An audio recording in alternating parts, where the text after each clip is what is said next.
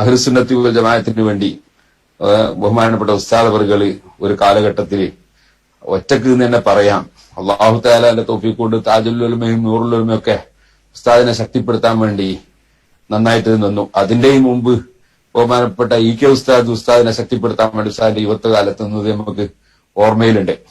അങ്ങനെ സുന്നത്തി ജമാഅത്തിന് വേണ്ടി നിലക്കൊണ്ടു എന്ന ഒറ്റ കാരണത്താൽ ആലിമീങ്ങളും സാദാത്തുക്കളും ഒക്കെ ഇഖ്ലാസുള്ള മഹാന്മാര് അവരെല്ലാം ഉസ്താദിനെ ശക്തിപ്പെടുത്താൻ നിന്നു.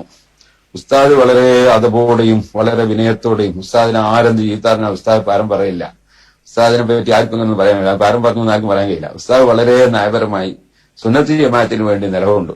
അൽഹംദുലില്ലാഹ് അതിന്റെ പേരിൽ അല്ലാഹു സുബ്ഹാനഹു വ തആല ഒരുപാട് നിയമത്തുകളും അനുഗ്രഹങ്ങളും അല്ലാഹു തആല ചെയ്തു. സുന്നത്തി ജമാഅത്തിന് ഇസ്സത്ത് ഉണ്ടാക്കാനുള്ള ഒരു അവസരങ്ങളും അല്ലാഹു തആല കൊടുത്തു. ഇനിയും ഒരുപാട് കാലം ഉസ്താദ് അവർക്ക് അല്ലാഹു തആല ദീർഘായുസ്സും ആഫിയത്തും ഹിമ്മത്തും തൗഫീഖും നൽകി ഈ ഉമ്മത്തിന് അല്ലാഹു നിഅമത്ത് ചെയ്യട്ടെ. ഈ ഉമ്മത്തിനെ അല്ലാഹു ശക്തിപ്പെടുത്തട്ടെ.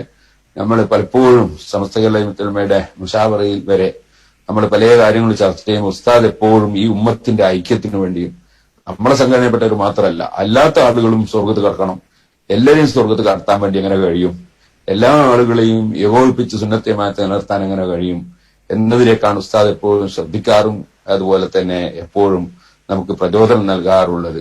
ഈ ചില വിഷയങ്ങളൊക്കെ സംസാരിക്കുമ്പോൾ അതിന് ഉമ്മത്തിന്റെ ഗുണം എന്ത് എന്നതാണ്, അല്ലാതെ നമ്മളെ സംഘടന ഇത്രത്തോളം വെച്ചാൽ എനിക്ക് ഓർമ്മയുണ്ട്, കുറ്റിയാടിയിൽ ഓലഷെഡ് കെട്ടിട്ട് ജുമ തുടങ്ങുന്ന സമയത്ത് ഉസ്താദ് എന്നോട് പറഞ്ഞത് നമ്മളവിടെ ഇപ്പൊ ഒരു ജുമ ഞാൻ വന്ന് തുടങ്ങിയാൽ അത് നമ്മളെ ജുമയാണെന്ന് പറഞ്ഞ് കുറെ ആളുകൾ വരാതിരിക്കും. വാസ്തവത്തിൽ നമുക്ക് വേണ്ട മലയാളത്തിൽ ഖുത്ബക്ക് പോയിട്ട് ജുമ ബാത്തിലായി പോകുന്നതൊക്കെ ഇവിടെ ഒന്ന് നിസ്കരിക്കണം.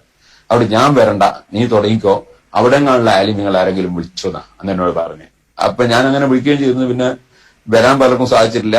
പിന്നെ വേണ്ടാരോ പറഞ്ഞ പോലെ ഇവിടെ 11 മൈലിൽ അറബിയിൽ ഖുത്ബ ഒറ്റ ജുമയില്ലാത്ത സ്ഥലത്ത് ജുമ തുടങ്ങാൻ പിന്നെ വേറെ ആരും വരണ്ടവില്ല, നമുക്ക് ആർക്കും തുടങ്ങാൻ. അതുകൊണ്ട് ഞാൻ തന്നെ അത് തുടങ്ങാൻ വിചാരിച്ചു.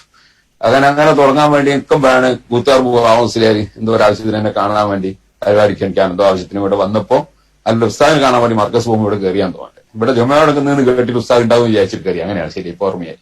അങ്ങനെ തങ്ങളെ കൂത്തുകാർ മുസ്ലിയാർ ഇമാമത്ത് നിർത്തിയിട്ട് ആദ്യമായിട്ട് അറബിയിൽ 50 കൊല്ലത്തിലെടുക്ക് ആദ്യമായിട്ട് അറബിയിൽ ഖുത്ബ ജുമ ഇറങ്ങി.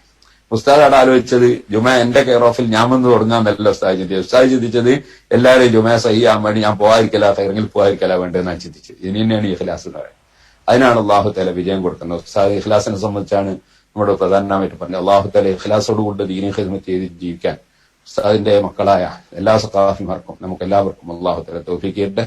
അള്ളാഹു തആല ഉസ്താദിന്റെ മനസ്സിലും അതുപോലെ ഉസ്താദിന്റെ പ്രവർത്തനങ്ങളിൽ ശക്തി പകരുന്ന ബഹുമാനപ്പെട്ട അബ്ദുൽ ഹക്കീം സുഹരി അവരുടെ മനസ്സിലൊക്കെ ഏത് നല്ല കാര്യങ്ങളാണോ പ്ലാൻ ചെയ്തത് അത് മുഴുവനും അള്ളാഹു വിജയിപ്പിച്ചു തരട്ടെ.